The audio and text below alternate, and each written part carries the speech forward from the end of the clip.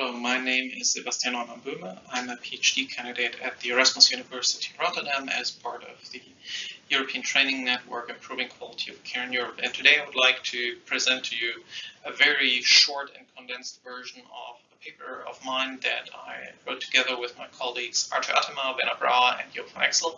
And it's called The Role of Domain-Specific Reference Points in Life Satisfaction. So if we talk about reference points, it probably would first make sense to establish what a reference point is. And if we look at the Oxford English Dictionary, it describes a reference point as a basis or as a standard for evaluation. It is a criterion. And then reference points take a very important role if we look in prospect theory, where people can either perceive any outcome as a gain or loss. And then these gains or losses are defined in relation to some neutral reference point. And that implies that the same level of income would imply poverty for one person and great riches for another one. Just if you think, when you think about your assets and your reference point, for example, your current wealth or your current income. And the location of these reference points can be affected by the formulation of the offered prospects and by the expectation of the decision maker.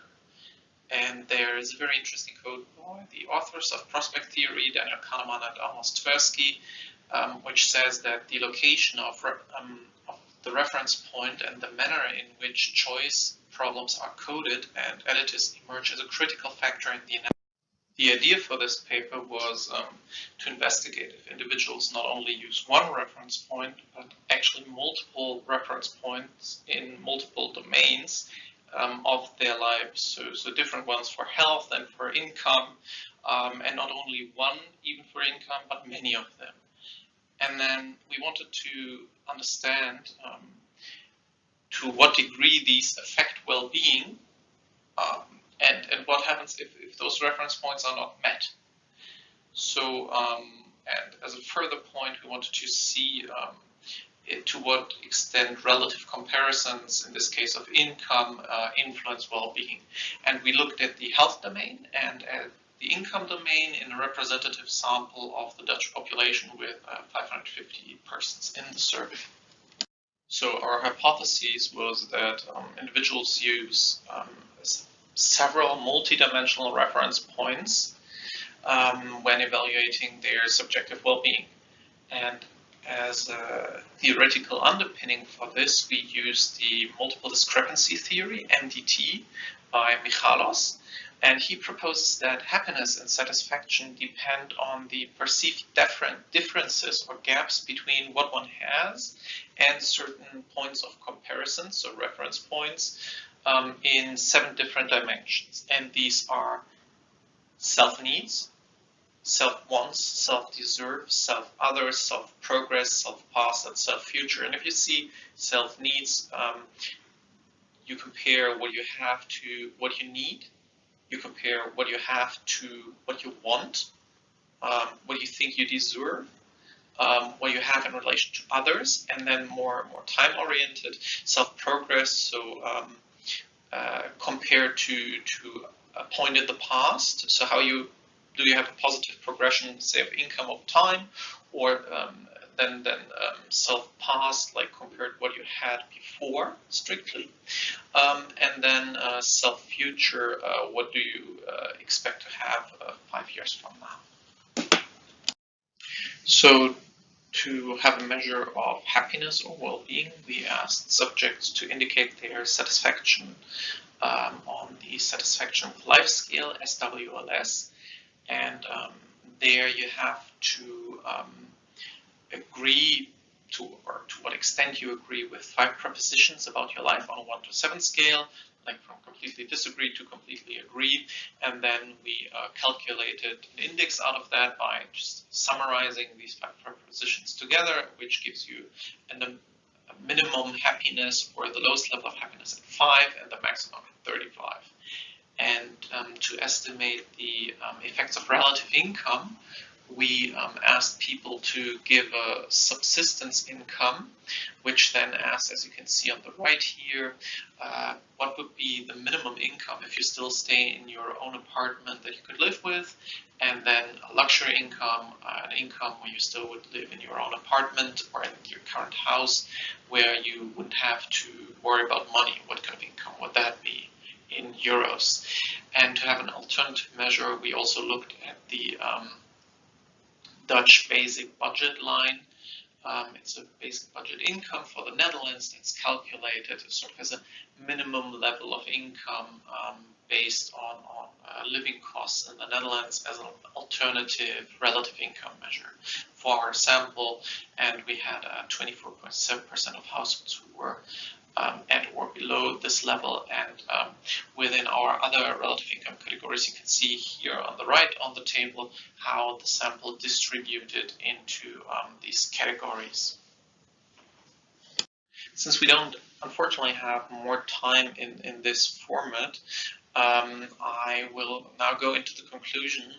And if you want to see more details on the regression results and all these things, I can recommend the paper to you, which will hopefully soon be available online once it's published, and jump into the conclusions. So in our data, we see that people use multiple reference points and that they're domain specific, as you can see on the table on the right.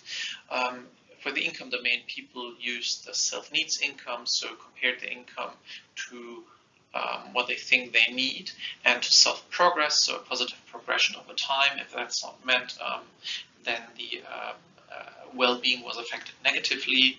And in the health domain, we saw that people had a significant effect on well-being when their health was below what they think they deserve or what they thought others in their environment had. We saw that these reference points had a substantial effect on well-being if they were not met. We also saw, when we looked at the monetary values, that money matters, but only in relative terms. So once we introduced the relative income comparison, the absolute income levels stopped being significant, so that it was more relevant apparently for people for their well-being, so how they compared to these subsistence and luxury income levels. And overall, we see that people seem to use these reference points, but that there's not only one, but multiple ones. And the multiple discrepancy theory allowed us to identify a few of those for two domains. And as a last point, I would like to talk about what a current implication or application of this paper could be looking into the future. We currently have the corona pandemic. That's the reason why I'm recording this at home and we're not sitting in one room together to discuss this. People from the ETN are currently running a pan-European study about the socioeconomic impacts of the COVID-19 pandemic. And in this survey, we have a measure of well-being, the ICE-CAP-A, as well as some questions based on the Behavioral Insights tool from the WHO about worries that people have in the pandemic, for example, losing somebody they love, or also economic ones about worries about a recession. And we collected this data now in 2 waves, and there will be 2 more waves.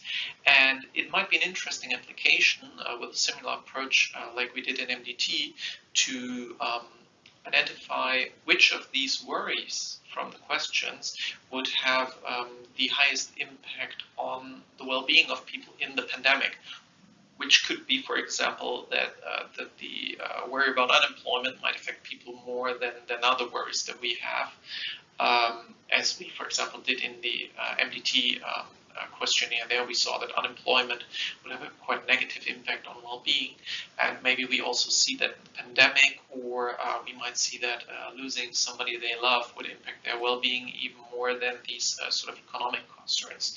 And that could be a very interesting and current application of this framework that we had in MDT with very current data on a very relevant topic, which we're now thinking about looking into.